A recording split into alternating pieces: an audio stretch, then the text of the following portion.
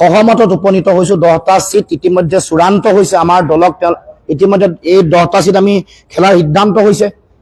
তাৰ উপৰিও আৰু 2-এটা সিটত আলোচনা চলি আছে। 2-এটা সিটত পোনপটীয়াকৈ প্ৰতিদ্বন্দ্বিতা কৰাৰ কাৰণে আলোচনা, আৰু 2-এটা সিটত বন্ধুত্বমূলকভাৱেও প্ৰতিদ্বন্দ্বিতা কৰাৰ কাৰণে আমি ইতিমধ্যে কথা বতৰা চলাই আছোঁ।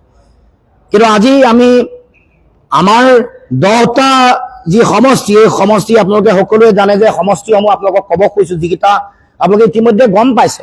তথাপি আমি কৈ দিব খুজিছোঁ, আমি যি 10টা সমষ্টি প্ৰথম পৰ্যায়ত আমাৰ সিদ্ধান্ত চূড়ান্ত হৈছে, সেইকেইটা সমষ্টি হ'ল শদিয়া বিধানসভা সমষ্টি, ডিব্ৰুগড়, খোৱাং, বৰহমপুৰ, মৰিগাঁও, বিন্নাকান্দি, পলাশবাৰী, বজালি, সৰুপথাৰ আৰু গুৱাহাটী কেন্দ্ৰীয়।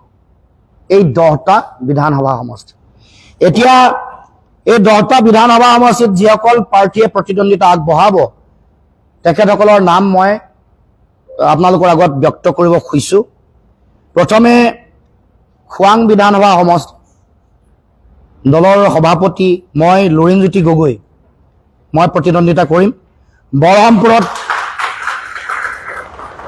বৰহমপুৰত আমাৰ কাৰ্যকৰী সভাপতি ৰাজেন গোহাঁই ডাঙৰীয়াই প্ৰতিদ্বন্দ্বিতা কৰিব। মৰিগাঁৱত বাণী দাস ডাঙৰীয়াই প্ৰতিদ্বন্দ্বিতা কৰিব। পলাশবাৰী পংকজ লোচন গোস্বামী, বজালি দিলীপ বৰুৱা, সৰুপথাৰ জীৱন চুতীয়া, ডিব্ৰুগড় মৈনাক পাত্ৰ, বিন্নাকান্দি ৰেজাউল কৰিম চৌধুৰী। এই 8টা সমষ্টিৰ প্ৰাৰ্থীৰ নাম আমি ঘোষণা কৰিলোঁ।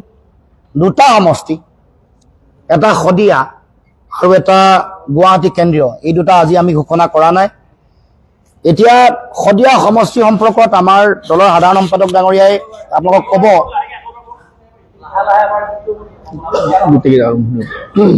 খোৱাং লুৰিণজ্যোতি গগৈ, বৰহমপুৰ ৰাজেন গোহাঁই, মৰিগাঁও বাণী দাস, পলাশবাৰী পংকজ লোচন গোস্বামী, বজালি দিলীপ বৰুৱা, সৰুপথাৰ জীৱন চুতীয়া, ডিব্ৰুগড় মৈনাক পাত্ৰ, বিন্নাকান্তি ৰেজাউল কৰিম চৌধুৰী। সহমতত উপনীত হৈছোঁ। 10টা সিট ইতিমধ্যে চূড়ান্ত হৈছে। আমাৰ দলক ইতিমধ্যে এই 10টা সিট আমি খেলাৰ সিদ্ধান্ত হৈছে। তাৰ উপৰিও আৰু 2-এটা সিটত আলোচনা চলি আছে। 2-এটা সিটত পোনপটীয়াকৈ প্ৰতিদ্বন্দ্বিতা কৰাৰ কাৰণে আলোচনা, আৰু 2-এটা সিটত বন্ধুত্বমূলকভাৱেও প্ৰতিদ্বন্দ্বিতা কৰাৰ কাৰণে আমি ইতিমধ্যে কথা বতৰা চলাই আছোঁ। কিন্তু আজি আমি আমাৰ 10টা যি সমষ্টি, এই সমষ্টি আপোনালোকে সকলোৱে জানে যে সমষ্টিসমূহ আপোনালোকক ক'ব খুজিছোঁ, যিকেইটা আপোনালোকে ইতিমধ্যে গম পাইছে। তথাপি আমি কৈ দিব খুজিছোঁ, আমি যি 10টা সমষ্টি প্ৰথম পৰ্যায়ত আমাৰ সিদ্ধান্ত চূড়ান্ত হৈছে, সেইকেইটা সমষ্টি হ'ল শদিয়া বিধানসভা সমষ্টি, ডিব্ৰুগড়, খোৱাং, বৰহমপুৰ, মৰিগাঁও, বিন্নাকান্দি, পলাশবাৰী, বজালি, সৰুপথাৰ আৰু গুৱাহাটী কেন্দ্ৰীয়। এই 10টা বিধানসভা সমষ্টি। এতিয়া এই 10টা বিধানসভা সমষ্টিত যিসকল প্ৰাৰ্থীয়ে প্ৰতিদ্বন্দ্বিতা আগবঢ়াব, তেখেতসকলৰ নাম মই আপোনালোকৰ আগত ব্যক্ত কৰিব খুজিছোঁ।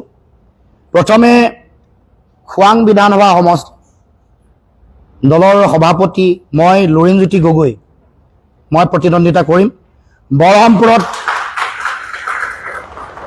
বৰহমপুৰত আমাৰ কাৰ্যকৰী সভাপতি ৰাজেন গোহাঁই ডাঙৰীয়াই প্ৰতিদ্বন্দ্বিতা কৰিব।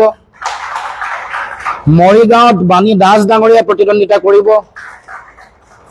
পলাশবাৰী পংকজ লোচন গোস্বামী, বজালি দিলীপ বৰুৱা, সৰুপথাৰ জীৱন চুতীয়া, ডিব্ৰুগড় মৈনাক পাত্ৰ, বিন্নাকান্দি ৰেজাউল কৰিম চৌধুৰী। এই 8টা সমষ্টিৰ প্ৰাৰ্থীৰ নাম আমি ঘোষণা কৰিলোঁ। 2টা সমষ্টি, এটা শদিয়া আৰু এটা গুৱাহাটী কেন্দ্ৰীয়, এই 2টা আজি আমি ঘোষণা কৰা নাই। এতিয়া শদিয়া সমষ্টি সম্পৰ্কত আমাৰ দলৰ সাধাৰণ সম্পাদক ডাঙৰীয়াই আপোনালোকক ক'ব।